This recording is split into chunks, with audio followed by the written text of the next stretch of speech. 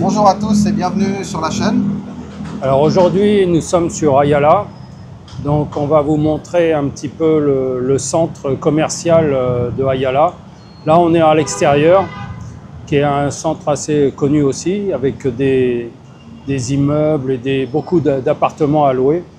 Et là nous allons entrer dans le mall, voilà, pour vous montrer un petit peu à quoi ça ressemble.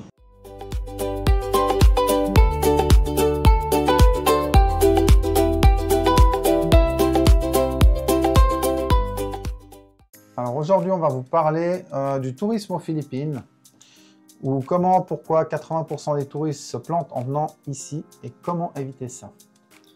Alors, faut savoir ici qu'aux Philippines, déjà d'une, il y a plus de 7000 îles. Donc, vous avez vraiment le choix au niveau touristique. Maintenant, il y a bien sûr des îles qui sont privilégiées, où il y a encore quelques infrastructures, on va dire, qui sont faites pour le tourisme. Malheureusement, c'est pas quand même aussi développé, on va dire, que dans des pays comme l'Espagne, la Thaïlande. Ouais, voilà. Le tourisme est encore, par exemple... Même par rapport au Vietnam, quoi. Ouais. C'est clair qu'ici, les infrastructures sont vraiment pas faites pour le tourisme, sachant que l'année dernière, en 2024, il y a eu 5 millions de touristes. Donc ça reste quand même très peu pour un pays comme les Philippines. Voilà. Donc les Philippines, paradis ou galère, on vous dit la vérité que personne ne vous dira. Alors les clichés, îles paradisiaques, faciles à visiter, tout le monde parle anglais. Est-ce que c'est vrai? Alors oui, en majorité, surtout sur les îles comme Cebu, Manille ou Palawan, bien sûr, presque tout le monde parle anglais. Maintenant, c'est vrai que si vous allez sur des petites îles un petit peu isolées, il reste des grandes îles, des grands axes, c'est vrai que vous allez trouver plus difficilement des gens qui parlent un anglais correct. Même par exemple, j'ai passé du temps sur Iloilo, qui est quand même une assez grande île, et les gens parlent beaucoup moins l'anglais là-bas que sur Cebu par exemple. Au niveau de la réalité du terrain, la galère des transports, les infrastructures parfois basiques, la météo imprévisible, qu'est-ce que tu en penses? Ouais, alors côté météo, c'est clair que la saison des pluies est plus délicate. Hein. Si vous venez en tourisme pendant les saisons pluviales, ça va être beaucoup plus compliqué. Maintenant, pour les saisons secs, là, par contre, les températures montent assez haut. Mais c'est plus facile, bien sûr, de se déplacer dans les îles. Alors, côté transport, là, il y a un petit peu de choix. Moi, je vous conseille de prévoir un petit peu à l'avance quand même, d'essayer de voir avec des agences, parce que si vous arrivez ici sans avoir prévu quoi que ce soit, ça risque d'être compliqué, surtout si vous avez un délai d'une quinzaine de jours, voire allez, 3 semaines, et que vous voulez conduire vous-même votre véhicule, ça va être plutôt compliqué. Maintenant, ouais, côté infrastructure, renseignez-vous avant de venir, essayez de prendre contact avec des agences qui ont pignon sur rue quand même. Parce que ici, c'est plutôt très limité, on va vous faire payer de tous les côtés.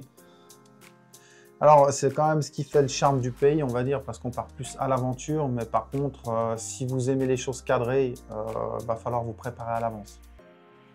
Alors, vous n'allez pas aimer les Philippines si vous voulez du confort 4 étoiles partout. Ça, il faut oublier. Il y a des endroits où il n'y a pas d'hôtel, où il y a des Airbnb, mais c'est les habitants qui les maintiennent, donc ça reste du local. Ensuite, si vous ne supportez pas les imprévus, alors ça c'est clair et net ici, c'est pratiquement la norme, on va dire. Ouais, c'est de l'improvisation. Voilà. Et puis si on veut faire 5 îles en 7 jours, là il faut oublier, en général on compte une île par semaine ici aux Philippines, il ne faut pas aller au-delà, sinon vous n'allez rien visiter, vous allez passer votre temps dans les transports et puis vous n'allez rien voir, vous allez juste voyager.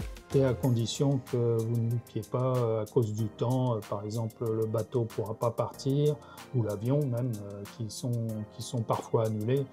Donc pensez à prévoir quand même des délais pour passer d'une île à une autre, quoi.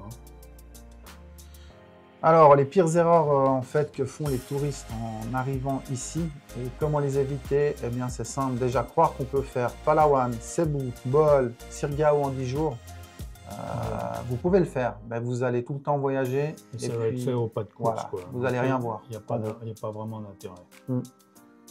Alors, évitez de prendre des vols qui sont trop proches les uns des autres, parce qu'il suffit qu'il y ait un retard sur un vol, vous allez louper le prochain. Et ici, en fonction de la météo, en fonction des fois des conditions au sol, vous ne pourrez pas décider de ça. Donc, c'est toujours bien, si vous avez un avion, essayez d'avoir le second avion, idéalement le lendemain, et pas le jour même. Ouais, voilà, si c'est faisable, parce que ici, ils ont tendance à annuler les vols facilement. Pourquoi visiter les Philippines? Alors déjà, faut savoir qu'il y a une hospitalité légendaire quand même. Les Philippins sont connus pour leur gentillesse. Ça, je le vois tous les jours.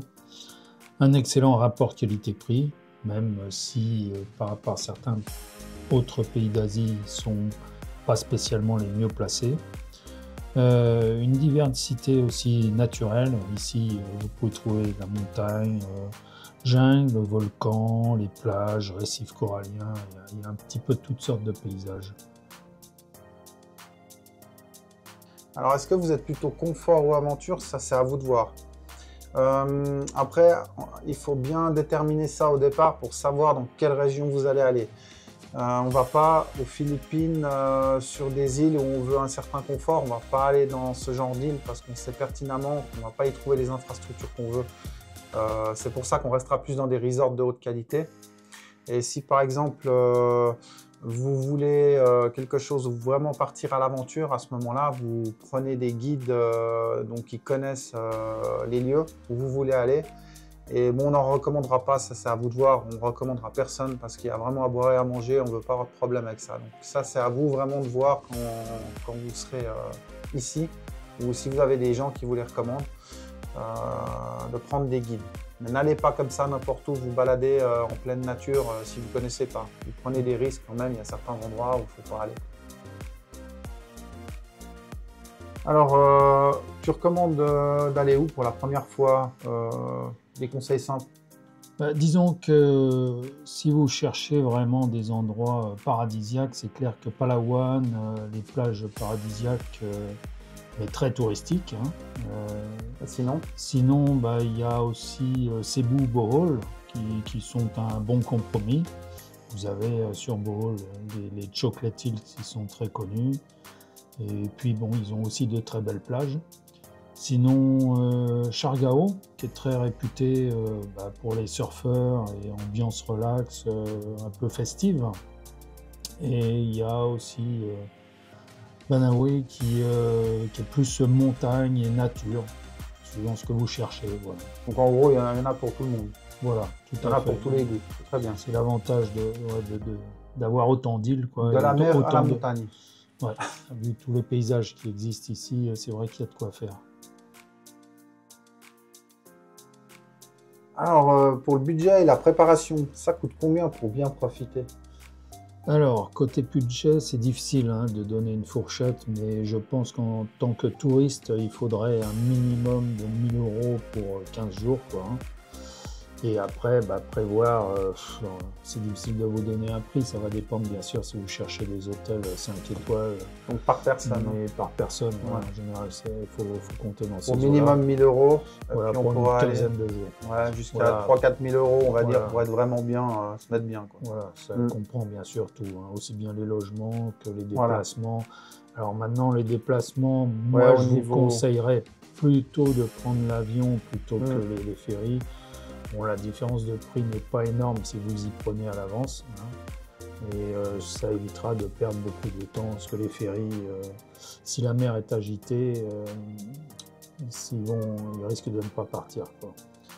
Au niveau de la nourriture et du logement, ça c'est aussi pareil, en fonction de ce que vous allez rechercher. Voilà. C'est sûr que si vous êtes dans du 5 étoiles, les prix ne vont pas être les mêmes que si vous allez manger dans des petits restaurants locaux qui peuvent être très bien. Il y a de très bons restaurants locaux sans vous aller chercher spécialement du 5 étoiles. Maintenant, essayez de prévoir un plan B. toujours, au cas où ce que vous avez prévu, parce qu'ici, il y a énormément d'impondérables, donc prévoyez toujours un plan B. Alors, toujours, bien sûr, le même combat, la différence entre les Philippines et la Thaïlande. Alors, ben, pour la Thaïlande, bon, ben, on va dire qu'il y aura le confort, la fiesta et la facilité touristique. Ensuite, bon, par rapport aux Philippines, on aurait plus l'aventure, nature brute, et c'est plus authentique. Ouais. Et puis, bon, les deux sont incroyables, hein, mais pas pour les mêmes gens. Donc, c'est bien à prendre en compte que vous n'allez pas aux Philippines en croyant que c'est la même chose qu'en Thaïlande ou au Vietnam. Alors, merci d'avoir visionné cette vidéo. Pensez à vous abonner, à mettre un pouce si ça vous a plu. Et puis, on vous dit à la prochaine fois.